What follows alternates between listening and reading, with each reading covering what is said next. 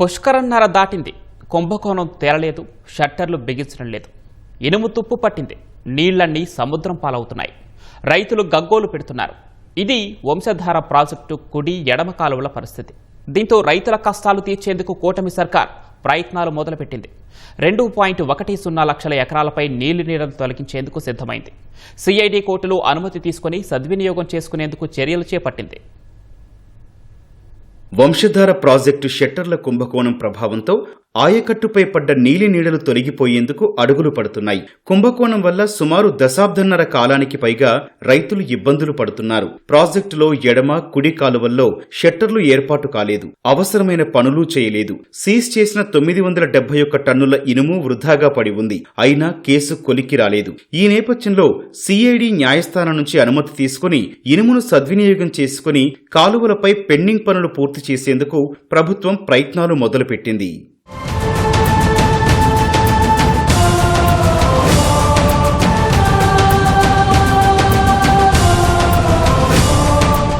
శ్రీకాకుళం జిల్లా హిరమండలం వద్ద వంశధార నదిపై గొట్టా బ్యారేజీని 1971లో ప్రారంభించి 1977లో పూర్తి చేశారు. ప్రాజెక్టు కింద కుడి ప్రధాన కాలువ 52 కిలోమీటర్ల పరిధిలోని 63,276 ఎకరాలకు సాగునీరు అందించేందుకు కట్టారు.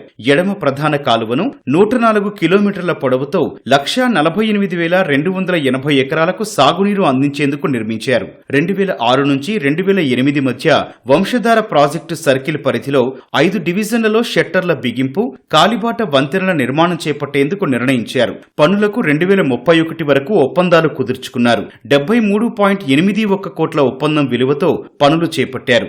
1029 పనులకు 31.81 కోట్లు 3 గుత్తేదారు సంస్థలకు చెల్లింపులు చేశారు. ఆ తర్వాత షట్టర్ల కొనుగోళ్లలో అవకతవకలు వెలుగు చూశాయి. 13.41 కోట్లు రికవరీ చేయాలని విజిలెన్స్ ఆదేశించింది. జలవనరుల శాఖ అధికారులను, ఉద్యోగులను 30 మందిని అప్పట్లో సస్పెండ్ చేసింది. మొత్తం 403 ఒప్పందాలు రద్దు చేసింది. 2011లో కేసును సిఐడికి బదిలీ చేశారు.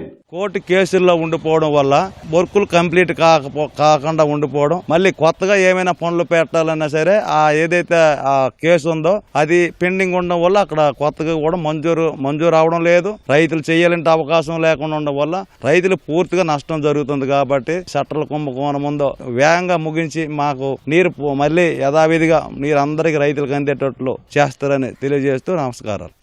రైతులు బాధలు చూడలేక రైతులు ఒత్తిడి మీదకు మా సొంత అమౌంట్ ఖర్చు పెట్టి తాత్కాలికంగా ఇవ్వడం జరుగుతుంది. మరి ఇంత ప్రజాధనం అనవసరంగా పోతుంది. అత్యవసరంగా మాకు షట్టర్ లేకపోతే ఒక నీరు చుక్క కూడా వెళ్లే పరిస్థితి లేదు. ప్రజాధనం అనవసరంగా పోతుంది. ఇతర రైతులకి ఉపయోగపడట్లేదు. మరి ఆ కోర్టు వివాదం మరి క్లియర్ చేస్తారా లేదా దాన్ని పక్కన పెట్టి రైతులకు ఆదుకుంటారా? దయచేసి రైతులందరికీ న్యాయం జరగాల. రైతులందరూ సుభిక్షంగా పంటలు పండించాలి. హిరమండలం వంశధార ప్రాజెక్టు నిర్మాణ డివిజన్లోని సిటీపేట గోదాంలో 421.76 టన్నుల మెటీరియల్ ఉంది. ప్రాజెక్టు నిర్వహణ డివిజన్ పరిధిలో 3 చోట్ల 500 టన్నులు, వంశధార ప్రధాన కాలువ టెక్కలి నీటిపారుదల శాఖ కాంపౌండ్ లో 49.90 టన్నులు ఉంది. వంశధార 5 డివిజన్ల పరిధిలో ఎడమ కుడి కాలువ పరిధిలోని ఓటీస్ లూయిస్లు, ఎస్కేప్లను పరిగణలోకి తీసుకుని 566 షట్టర్లు ఏర్పాటు చేయాల్సి ఉందని అధికారులు తేల్చారు. ఈ పనులు పూర్తి చేస్తే కాలువల చివరి ఆయకట్టుకు నీళ్లు సులభంగా ప్రవహించి 2,10,510 ఎకరాల రైతులకు ప్రయోజనం చేకూరుతుంది. షట్టర్స్ బాగా ఎక్కడ పడితే అక్కడ శిథిలావస్థ చేరుకోవడం వల్ల రైతులు చాలా ఇబ్బందులు పడిపోతున్నారు. గడ్డి వాములు గట్ట తెచ్చి కర్రలు పాతి చేసినా అది పాక్షికంగానే ఉంటుంది. కింద ఆయకట్టుకు నీరు వెళ్ళటం లేదు, పైన కూడా ఆయకట్టుకు నీరు కలటం లేదు. వృధాగా సముద్రం కలిసిపోవడం, కానీ దానివల్ల ఎటువంటి ఏ రైతుకి కూడా ఉపయోగం జరగటం లేదు.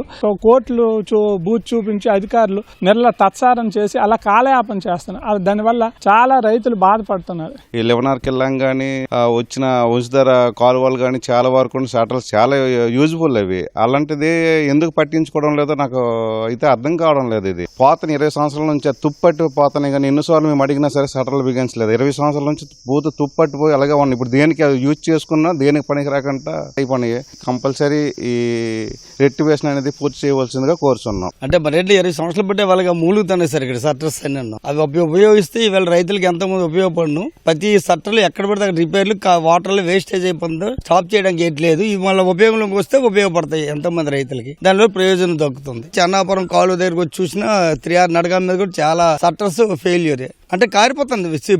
అవి ఉపయోగం కొద్ది బాగు చేస్తే బాగుంటుంది. ఈ పనులకు సంబంధించిన 3 గుత్తేదారు సంస్థలు 2022లోనే న్యాయస్థానాన్ని ఆశ్రయించాయి. తాము పనులు చేసినందున 33.44 కోట్లు 18% వడ్డీతో చెల్లించాలని రిట్ పిటిషన్ దాఖలు చేశాయి. వారి వాదన అర్ధరహితమని ప్రభుత్వం తరపు న్యాయవాదులు తెలియచేయడంతో ఆర్బిట్రల్ ట్రైబ్యునల్లో తేల్చుకోవాలని హైకోర్టు ఆదేశించింది. మెటీరియల్ను అంచనా వేసేందుకు ఎంబుక్, ఒప్పంద పుస్తకాలు, సంబంధిత రికార్డులు తిరిగిప్పించాలని కోరాల్సి ఉందని అధికారులు ప్రభుత్వానికి నివేదించారు. ఇందుకు అనుగుణంగా సిఐడి న్యాయస్థానంలో పిటిషన్ దాఖలు చేసేందుకు అనుమతి లభించింది. అవసరమైన న్యాయవాదిని నియమించారు. షట్టర్ల సమస్య కొలిక్కొచ్చే వరకు కృషి చేస్తానని ఎమ్మెల్యే బగ్గు రమణమూర్తి తెలిపారు. మరి షట్టర్స్ కంప్లీట్ గా స్క్రాప్ కింద మారిపోయింది. ఆ స్క్రాప్ కింద అమ్మినా ఇప్పుడు కొన్ని కోట్ల రూపాయలు వస్తాయి. ఆ డబ్బులు బాగున్న షట్టర్స్ అవి యూటిలైజ్ చేసుకుంటే మూసిదారు ద్వారా వచ్చే నీరు, ఎడంకాలు ద్వారా వచ్చే నీరు సద్వినియోగం చేసుకోవచ్చు. ఎప్పుడైతే షట్టర్స్ మనం ఏర్పాటు చేసుకుంటామో చివరి భూముల వరకు నీరు అందించే పరిస్థితి ఉంటుందని గౌరవ ముఖ్యమంత్రి వారి దృష్టిలో పెట్టడం జరిగింది.